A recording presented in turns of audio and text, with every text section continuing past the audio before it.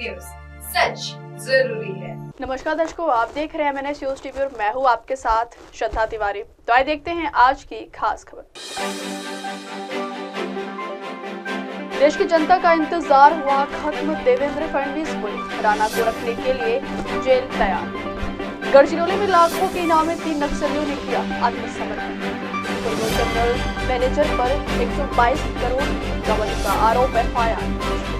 तो आइए देखते हैं खबरें विस्तार से। देश की जनता का इंतजार हुआ खत्म, देवेंद्र फडणवीस बोले राणा को रखने के लिए जेल तैयार।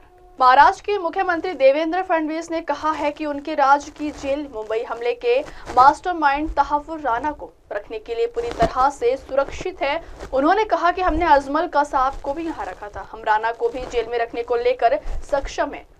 सीएम फडणवीस ने केंद्रीय गृह मंत्री अमित शाह से मुलाकात के बाद यह बात कहते हुए कहे कि राणा के अमेरिका से प्रत्यार्पण के लिए वह प्रधानमंत्री नरेंद्र मोदी को अपना धन्यवाद देते हैं।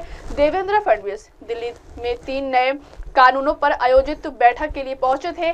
केंद्रीय गृह मंत्री अमित शाह की ओर से बुलाई गई इस बैठक में देवेंद्र फडणवीस के साथ ही महाराष्ट्र और केंद्रीय गृह मंत्रालय के अधिकारी भी शामिल हुए। उन्होंने कहा, तहव्वुर राणा के भारत आने के बाद मुंबई हमले के शहीदों को सच्ची श्रद्धांजलि मिलेगी। यह पीएम मोदी ही हैं जिसकी वजह से कुख्यात राणा को अमेरिका ने भारत को सौंपा है। उन्होंने कहा कि यह एक महत्वपूर्ण घटनाक्रम है जिसका देश की जनता कब से इंतजार कर रही थी। देश का लंबा इंतजार खत्म हुआ। मुंबई हमले के मास्टरमाइंड को अब सजा मिलेगी। इससे मुंबई हमले का न्याय पूरा होगा। अगली खबर, गढ़चिरौली में लाखों के इनामी 3 नक्सलियों ने किया आत्मसमर्पण।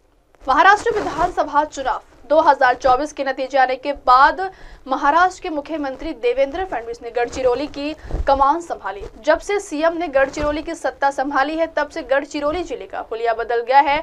अब एक और खबर सामने आ रही है जिसमें गढ़चिरौली जिले की इनामी नक्सलियों ने आत्मसमर्पण कर लिया है। गढ़चिरौली जिले में 38 लाख रुपए के 3 इनामी नक्सलियों ने आत्मसमर्पण कर दिया है, जो कि गढ़चिरौली के हालात सुधरने की ओर इशारा कर रहा है। पुलिस अधिकारी ने शुक्रवार को यह जानकारी देते हुए बताया कि गढ़चिरौली के 3 इनामी नक्सली विक्रम उर्फ संदीप तुलावी, नीलाबाई उर्फ अनुसाया उइके और वसंती उर्फ दुल्लो हिदामी ने गढ़चिरौली पुलिस और CRPF के अधिकारियों के सामने हथियार डाल दिए।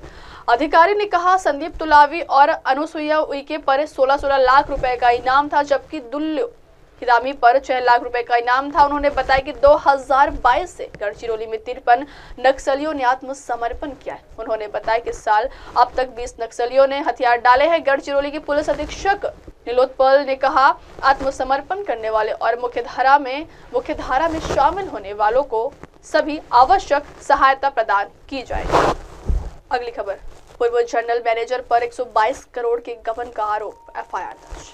महाराष्ट्र की राजधानी मुंबई में न्यू इंडिया कोऑपरेटिव बैंक मामले में बड़ा खुलासा हुआ है। बैंक के पूर्व जनरल मैनेजर द्वारा ब्रांच की तिजोरी लूटने का मामला सामने आया।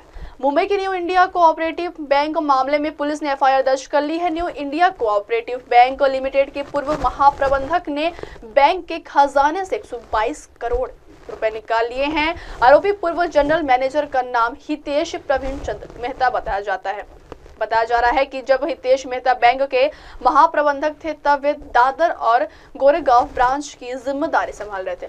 उस समय यह बात सामने आई थी कि हितेश ने अपने पद का दुरुपयोग करते हुए दोनों शाखाओं के खातों से 122 करोड़ रुपए की धोखाधड़ी की। पुलिस ने इस मामले में बैंक के मुख्य लेखाधिकारी द्वारा दादर थाने में की गई शिकायत के आधार पर FIR दर्ज कर ली है। बता दें कि न्यू इंडिया कोऑपरेटिव बैंक में भारी अनियमितताओं के चलते भारतीय रिजर्व बैंक ने 13 फरवरी को बैंक के कामकाज पर कई तरह के बैंकिंग कारोबार से जुड़े बैन लगा दिए।